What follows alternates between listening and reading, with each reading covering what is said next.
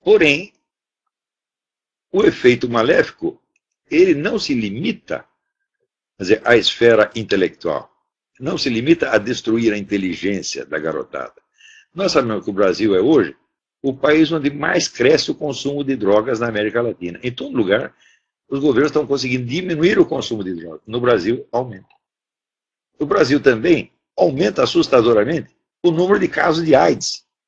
Quer dizer que a indução oficial à promiscuidade está matando pessoas, meu Deus do céu.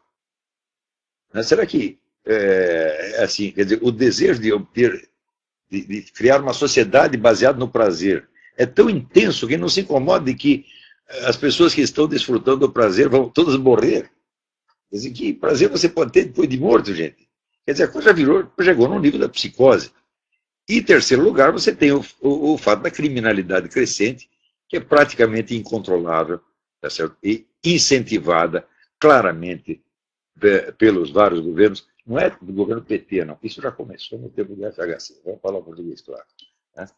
Então, foi no tempo do FHC que começou, por exemplo, a promoção do Comando Vermelho, com o lançamento do livro Um Contra Mil, do William Lima da Silva, que era o comandante do Comando Vermelho, o chefe do Comando Vermelho, promovido e badalado pela OAB, pela Associação Brasileira de Imprensa e assim por diante.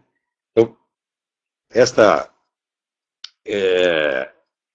este apoio não muito velado ao crescimento do banditismo, ele vem, evidentemente, de ideias que entraram no Brasil, essa sim através da escola de Frankfurt, sobretudo do Herbert Marcuse, de que a classe revolucionária não se constituía do proletariado, porque o proletariado tinha prosperado no capitalismo e se corrompido, mas se constituía, assim, dos marginais, prostitutas, bandidos, etc., e, paradoxalmente, estudantes. Talvez vocês não saibam, a importância desse Herbert Marcuse no mundo, a influência que esse sujeito deixou hoje, é um autor que não se lê mais, mas as suas ideias ficaram. E esta ideia, vamos dizer, do potencial revolucionário da criminalidade entrou tão fundo no Brasil que ela virou praticamente doutrina oficial. Nós temos hoje um monte de leis que favorecem abertamente o criminoso, atam as mãos da polícia, da autoridade e do próprio povo. Né? Se o povo reage contra um assalto, tal, então a vítima é que vai ser presa e processada. Nós sabemos que isso é assim. E isso não é uma exceção, isso é uma regra geral. Para vocês terem ideia do que é Herbert Marcuse, e vocês terem ideia da penetração dessas coisas no Ocidente, vocês dizem, o primeiro serviço secreto que os Estados Unidos tiveram para operar no exterior, eles não tinham, hoje nós sabemos que existe a CIA, etc. Mas até a Segunda Guerra, os Estados Unidos não tinham nenhum serviço secreto operando no exterior. Então eles criaram o OSS, Organização de Serviço Secreto, que foi a primeira versão da CIA. Vocês sabem quem era o representante disso na Alemanha? Herbert Marcuse e a Escola de Frankfurt. Isso quer dizer que os espiões americanos que estavam atuando na Alemanha estavam sob o comando da Escola de Frankfurt e, pessoalmente, do Sr. Herbert Marcuse, cuja preocupação maior não era propriamente a guerra, mas impedir por todos os meios que, terminada a guerra, sujeitos antinazistas que fossem também anticomunistas chegassem ao poder. Eles fizeram tudo o que podiam para isso. Participaram, vamos dizer, ativamente da conspiração contra o Konrad Adenauer, que, no fim, a conspiração falhou, Adenauer acabou sendo primeiro-ministro, mas eles fizeram o que podiam. E, nessa altura, quando Adenauer subiu, eles já estavam, o pessoal da Escola de Frankfurt já estava nos Estados Unidos. Isso quer dizer que quando eles vieram para os Estados Unidos, a Escola de Frankfurt veio para os Estados Unidos, foi em parte como pagamento dos serviços prestados na Alemanha, onde, sob o pretexto de desnazificação, eles cortaram tudo quanto é cabeça de anticomunista, enquanto puderam. Chegou uma hora que não deu mais. Mas nós sabemos até hoje, quer dizer, o poder deste pessoal avalia-se pelo seguinte, pelo destino do Helmut Kohl. Helmut Kohl foi o criador da nova Alemanha, a quem os alemães devem a reunificação do seu país, foi o maior estadista alemão desde Bismarck, e tão logo ele obteve a sua vitória, ele obteve aquilo que queria, acabaram com a carreira dele na base de acusações, intrigas, etc., jamais provado, mas acabaram com a carreira do homem. Então, quer dizer, ele pagou pelo bem que fez. Então, estas coisas dão para vocês a ideia, vamos dizer, da amplitude, da penetração dessas forças. Se você estuda, por exemplo, aqui, a história dos Estados Unidos, você vê que durante a guerra, durante a Segunda Guerra, o governo americano, ele foi, vamos dizer, um instrumento da União Soviética o tempo todo. Ele só favorecia a União Soviética. Boicotava os seus aliados, boicotava os ingleses, boicotava todo mundo para favorecer a União Soviética. Era uma coisa absolutamente desavergonhada. E quando alguém se levantava contra, eles faziam tudo para queimar a reputação do jeito, como fizeram o general Patton e muitos outros. Então, naquele tempo, logo depois da guerra, surge o negócio do Comitê sobre Atividades Anti-Americanas, chefiado lá pelo senador Joseph McCarthy. E o Joseph McCarthy disse que havia 52, ele não usou o termo agente soviético, ele usou o termo riscos de segurança. 52 riscos de segurança.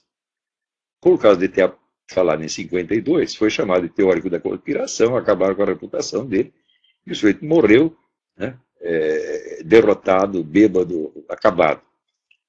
Hoje, depois da abertura de vários arquivos da Europa Oriental, nós sabemos que os agentes infiltrados no governo americano, nos altos postos do governo americano, eram mais de 1000.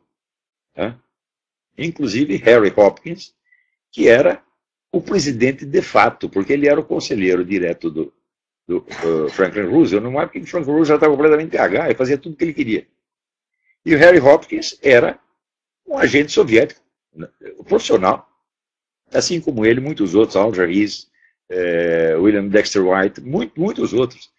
Então, nós podemos ver que a política exterior americana foi conduzida por Moscou durante muitos anos. E, evidentemente, os envolvidos nisso quiseram depois varrer a sujeira para baixo do tapete e conseguiram, durante 50 anos, manter isso aí ignorado da população. Só hoje é que começa a aparecer isso, graças aos documentos, né, da Tchecoslováquia, da Hungria, que começam a aparecer os nomes, as conexões, etc, etc. Então, vocês imaginam que organização que é capaz de penetrar no governo americano e determinar o rumo da política exterior americana, tomar o Brasil parece é como tomar um doce da mão de uma criança, é a coisa mais fácil. Não há resistência, você não tem sequer uma intelectualidade preparada para compreender o fenômeno, quanto mais para tomar alguma atitude contra. E, às vezes, as pessoas não têm nem mesmo a ideia do volume de estudos que elas precisariam ter para enfrentar eficazmente uma coisa dessa. Um dia, por exemplo, eu coloquei num artigo meu uma bibliografia mínima para você se informar do que é o marxismo e o movimento revolucionário nas suas várias dimensões. Aquele é um programa de leitura para 5 anos. Ora, 5 anos não é muito para você formar um especialista nessas coisas. Só quando você diz no Brasil, as pessoas falam, mas 5 anos é muito, nós precisamos agir já. Aí eu lembro aquela frase do Goethe, é urgente ter paciência. Tem coisas que você não consegue resolver em prazo breve.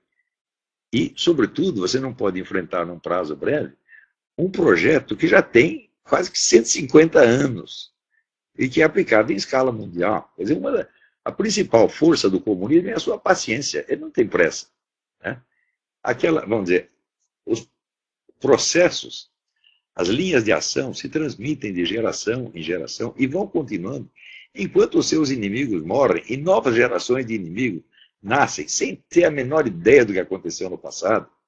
Por exemplo, no Brasil, só o fato de que as pessoas ignorem que o pessoal da esquerda já tem hegemonia, o controle da mídia desde o tempo dos militares. As pessoas não têm a menor ideia disso. Elas imaginam no tempo dos militares, todo mundo aplaudia os militares e os coitadinhos dos comunistas estavam sendo perseguidos. Né? E não deixa de ser engraçado, por exemplo, quando a gente lê os livros do Hélio Gaspari, contando a história da ditadura, né, eu digo, olha, o dado mais importante no livro do Hélio Gaspari, acho que está exprimido em uma linha, né, onde ele diz que ele era um membro íntimo do círculo do general Golbery e que ele era, ao mesmo tempo, um membro do Partido Comunista. Então eu pergunto, o que estava fazendo um membro ou dirigente do Partido Comunista no círculo do Golbery? O Hélio Gaspari é evidentemente um homem mais inteligente que o general Golbery, mais inteligente que os presidentes militares todos, E assim como ele, deveria haver outras centenas de comunistas ali. Isso, até hoje isso não foi investigado. É uma coisa incrível. Isso quer dizer que nós não conhecemos a história das gerações que nos antecederam imediatamente. Então, ficamos aí como cego em tiroteio, entendeu? Às vezes indignado, querendo reagir e não saber por onde. Então, o meu conselho é calma, gente. Vamos primeiro entender tudo, né? Porque há coisas que você não pode combater por partes. É isso. Você pode matar um elefante por partes? Não. Ou você derruba ele inteiro, ou ele passa em cima de você. É isso. Um elefante, um hipopótamo, um urso.